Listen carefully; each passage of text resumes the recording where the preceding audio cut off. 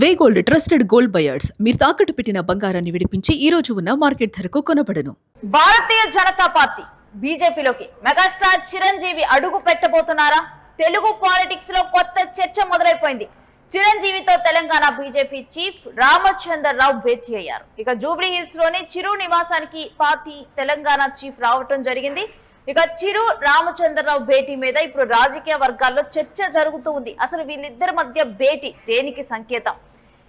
వీళ్ళిద్దరూ ఎందుకు కలవటం జరిగింది? రాజకీయ కారణాలతోనే వీళ్ళిద్దరూ కలిశారు అన్నటువంటి వార్త ఎక్కువగా వినిపిస్తోంది. జీహెచ్ఎంసీ ఎన్నికల నేపథ్యంలో ఇప్పుడు బీజేపీ నయా స్కెచ్ సిద్ధం చేసే ఈ విధంగా కూడా వెళ్లి చిరంజీవిని కలిసినట్లు, ఇక మాస్ ఫేమ్, తనకున్నటువంటి మాస్ ఫేమ్, స్టార్ ఇమేజ్ ను, అదేవిధంగా జనసేనతో పొత్తుతో ఒక కొత్త ప్రయోగం స్టార్ట్ చేయబోతున్నారు.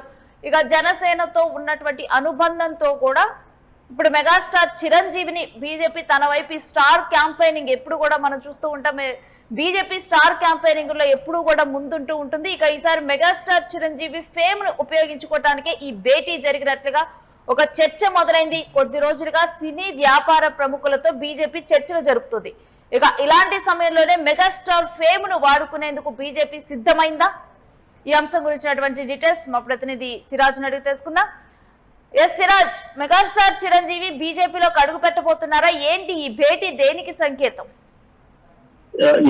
ఎందుకంటే తెలంగాణ రాజకీయాలు మాత్రం రోజుకోమని తిరుగుతున్న పరిస్థితులు మనం చూస్తున్నాం. ప్రధానంగా మెగాస్టార్ చిరంజీవితో బీజేపీ రాష్ట్ర శాఖ అధ్యక్షుడు రామచంద్రరావు భేటీకి సందర్భంగా, ఎందుకంటే బీజేపీలోకి చిరంజీవి చేరబోతున్నారా గత కొంతకాలంగా వినబడుతున్నటువంటి ప్రధానమైనటువంటి ప్రశ్న. ఎందుకంటే వరుసగా బీజేపీ చేపట్టేటువంటి కీలకమైనటువంటి కార్యక్రమాల్లో, బీజేపీ చేస్తున్నటువంటి కీలకమైనటువంటి విధానాలపైన కూడా చిరంజీవి స్పందించినటువంటి తీరు, చిరంజీవి హాజరైనటువంటి కార్యక్రమాలు ఇదే ప్రశ్నను మరింత బలోపేతం చేస్తూనే భవిష్యత్తులో బీజేపీలోకి చిరంజీవి వెళ్ళబోతున్నారని ఈ రోజు జరిగినటువంటి ప్రధానమైనటువంటి అప్డేట్ ఒకసారి మనం గమనిస్తే, తెలంగాణ బీజేపీ రాష్ట్ర అధ్యక్షుడు రామచంద్రరావు మర్యాదపూర్వకంగా మెగాస్టార్ చిరంజీవిని కలిశారు. హైదరాబాద్ లో ప్రధానంగా నివాసంలో భేటీ అయ్యారు. రాజకీయ పరమైనటువంటి ప్రాధాన్యత ప్రధానంగా చోటు చేస్తుంది. ఎందుకంటే కేంద్రంలో నరేంద్ర మోదీ భారత ప్రధానమంత్రిగా ప్రమాణ స్వీకారం చేసి 12 ఏళ్లు పూర్తయిన సందర్భంగా మహాజన్ సంపర్క్ అభియాన్ అనేటువంటి కార్యక్రమాన్ని నిర్వహించారు. ఈ కార్యక్రమానికి చిరును తెలంగాణ బీజేపీ నాయకులు కూడా ఆహ్వానించారు. అయితే ప్రధానంగా 12 ఏళ్లలో మోడీ ప్రభుత్వం తీసుకున్నటువంటి నిర్ణయం కానివ్వండి, లేదా చేసిన డెవలప్మెంట్, ప్రవేశపెట్టినటువంటి పథకాలు, దీనికి సంబంధించిన ఒక స్పెషల్ బులెటిన్ బ్రోచర్ ను మెగాస్టార్ కి ఇవ్వడం జరిగింది. కానీ ఇది సాధారణమైనటువంటి భేటీగా మాత్రం తెలంగాణ సమాజం చూడటం లేదు. ఎందుకంటే బీజేపీ గతంలో చేపట్టిన కీలక కార్యక్రమాలు కానివ్వండి, లేదా బీజేపీలో ఆయన చేరుతున్నారని అటు సినీ వర్గాల్లో ఇటు రాజకీయ వర్గాల్లో కూడా ఆసక్తికరమైనటువంటి చర్చ దారి తీస్తూనే ఉంది. నేరుగా ఆయన బీజేపీలో చేరడం లేదా బీజేపీ సభ్యత్వం తీసుకోకపోయినా గత కొన్ని రోజులుగా బీజేపీ అధిష్టానానికి లేదా బీజేపీ అగ్రనాయకత్వానికి ఆయనకున్నటువంటి సంబంధాలు లేదా ఇటీవల జరిగినటువంటి పరిణామాలు మొత్తం గమనించిన తర్వాత ఈ ఊహాగానాలు మరింత పెంచేలాగే కనపడుతున్నాయి. ఒకసారి మోదీతో ఆయన కలవడం కానివ్వండి, లేదా ఏపీ డిప్యూటీ సీఎం గా పవన్ కళ్యాణ్ ఆయన ప్రమాణ స్వీకారం చేసినటువంటి సందర్భంలో ఇద్దరు సోదరులు ఇరువైపులా తీసుకున్నటువంటి పయనం కానివ్వండి, మరోవైపు తెలంగాణలో మోదీకి సంబంధించినటువంటి సాన్నిహిత్యానికి సంబంధించినటువంటి ఇష్యూ కానివ్వండి, మోదీ సాధించినటువంటి విజయాలు వీటిని అమలు చేస్తున్నటువంటి తీర్పు కానివ్వండి, మొత్తం అంశాలు మాత్రం ప్రధానంగా ఇవే బేరికి వేస్తున్నాయి. ప్రధానంగా భీమవరంలో అప్పుడు అల్లూరి సీతారామరాజు విగ్రహావిష్కరణ చేసినప్పుడు కూడా చిరంజీవి హాజరయ్యారు. ప్రధానంగా అయోధ్యలో రామ మందిరం ప్రారంభోత్సవానికి సందర్భంగా చిరంజీవి హాజరయ్యారు. ఇలాంటి ఇష్యూస్ ఆయన హాజరైనటువంటి తీరు మనం గమనించాం. ఇప్పుడు బీజేపీ తెలంగాణలో బలోపేతం అవ్వడం కోసం చిరంజీవిని చేర్చుకోబోతుందా, లేదా చిరంజీవి ఒక మెగామైనటువంటి మాస్ క్యాడర్ గా మారిపోయి, అంటే ఆయన ఫ్యాన్స్ ఒక కీ రోల్ పోషిస్తూ బీజేపీ అధికారంలోకి రావడానికి అడుగులు వేయబోతున్నారా అనేటువంటి క్వశ్చన్ ఇప్పుడు రైజ్ అవుతుంది. ఎందుకంటే జీహెచ్ఎంసీ ఇప్పుడు జీహెచ్ఎంసీ ఎన్నికలకు బీజేపీ ఒక పక్కా స్కెచ్ తో రెడీ అవుతుంది. ఇటు మాస్ ఫేమ్ ను గానీ, స్టార్ ఇమేజ్ ని, అదేవిధంగా జనసేన పొత్తు, ఈ మూడింటిని కలిపి ఒక కొత్త ప్రయోగానికి తాను సిద్ధమవుతుంది అనుకోవచ్చా? ఖచ్చితంగా రేపు. ఎందుకంటే ఇప్పటికీ జనసేన పార్టీ ఆంధ్రప్రదేశ్ లో కూటమిలో భాగస్వామిగా ఉంది. తెలుగుదేశం పార్టీ బీజేపీ కలిసి అక్కడ మంత్రివర్గాన్ని ఏర్పాటు చేసి అందరూ పార్టీలకు సంబంధించినటువంటి నేతలు కూడా కేబినెట్ లో ఉన్నారు. కూటమి ప్రభుత్వం ఆల్రెడీ ఇంప్లిమెంట్ అవుతుంది. కానీ తెలంగాణలో ఇప్పటికే జనసేన పార్టీకి ఎంట్రీ ఇవ్వడం, లేదా పవన్ కళ్యాణ్ ఎంట్రీ ఇవ్వడం, దీనికి సంబంధించినటువంటి ఇష్యూస్ మనం చూద్దాం.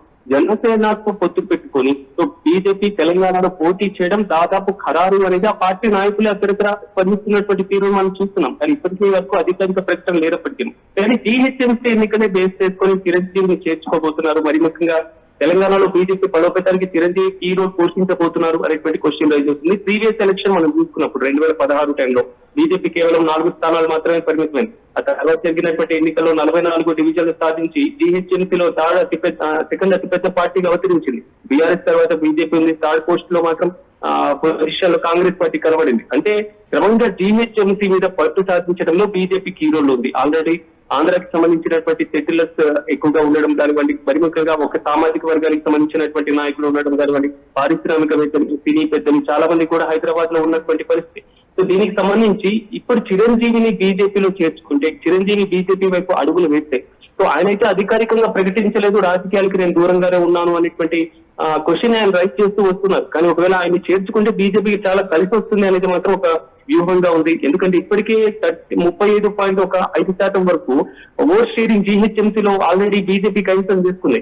భారీ స్థాయిలో స్థానిక సంస్థల్లో ఉన్నటువంటి బలోపేతం చేయడం కానివ్వండి, అప్పుడు చిరంజీవిని చేర్చుకోవడం వల్ల మరింత బీజేపీ విస్తరిస్తుంది అనేటువంటి ఆశాభావాన్ని ప్రస్తుతం ఆ పార్టీ నేతలు చేస్తున్నారు. దీనికి తోడుగా అమిత్ షా కానివ్వండి, రాజ్నాథ్ సింగ్, యోగి ఆదిత్యనాథ్, భారత ప్రధానమంత్రి నరేంద్ర మోదీ, వీరితో చిరంజీవికి ఉన్నటువంటి ప్రత్యేకమైనటువంటి పరిచయాలు, సో వారితో రోడ్ షోలు నిర్వహించడం, సో అధికారికంగా చేర్చడం, ఈ మొత్తం అంశాలు మాత్రం బీజేపీకి మంచిగా కలిసి వస్తాయని ఆ పార్టీ నేతలు ముందు నుంచి భావిస్తున్నారు. కానీ ప్రజారాజ్యం పార్టీ పెట్టిన తర్వాత, ప్రజారాజ్యాన్ని కాంగ్రెస్ లో విలీనం చేసిన తర్వాత 2018 ఎన్నికల నుంచి అంటే పూర్తి స్థాయిలో పాలిటిక్స్ కి దూరంగా ఉన్నారు చిరంజీవి. మళ్ళీ ఆయన రాజకీయాల వైపు అడుగులు వేస్తారా, ఒకవేళ అడుగులు వేస్తే మళ్ళీ బీజేపీలో చేరుతారా అనేటువంటి క్వశ్చన్ ఇక్కడ రైజ్ అవుతుంది. ఎందుకంటే ఆయన గతంలో ప్రజారాజ్యం పార్టీ పెట్టడం కానివ్వండి, తర్వాత కాంగ్రెస్ పార్టీలో విలీనం చేయడం, రాజ్యసభకు వెళ్లడం, కేంద్ర పర్యాటక మంత్రిగా స్వతంత్ర హోదాలో ఉండడం, దాని తర్వాత ఆయన పూర్తి స్థాయిలో కాంగ్రెస్ పార్టీకి దూరంగా ఉండిపోవడం, రాష్ట్ర విభజన జరిగిన తర్వాత చిన్న చిత్క కార్యక్రమాల్లో మాత్రమే పాల్గొంటూ వచ్చారు. ప్రచార కమిటీ చైర్మన్ గా ఉన్నారు. దాని తర్వాత పూర్తి స్థాయిలో రాజకీయాలకి గురిగా చెప్పారు. అంటే చిరంజీవికి రాజకీయాల అలవాటు లేదు అనేటువంటిది మాత్రం ఎక్కడ లేదు. ఆయన రాజకీయంగా ఆయనకు అనుభవం ఉంది, పార్టీ పెట్టినటువంటి అనుభవం ఉంది, రాజకీయాల్లో ఎలా మొదలాలి అనేటువంటి అనుభవం ఉంది.